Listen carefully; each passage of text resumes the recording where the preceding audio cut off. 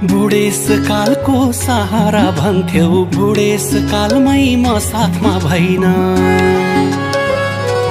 हो बुढेसकालको सहारा भन्थ्यौ, बुढेसकालमै म साथमा भइन।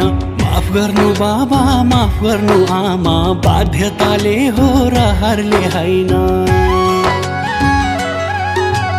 फोनमा बोल्दा नि भक्कानो फुट्छ, आँसु छल्किन्छ दुई आँखाभरि।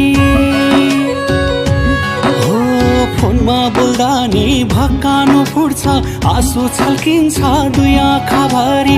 आफ्नै बाउसँग भेट्न नपाउने अभागी मेरा छोरा र छोरी।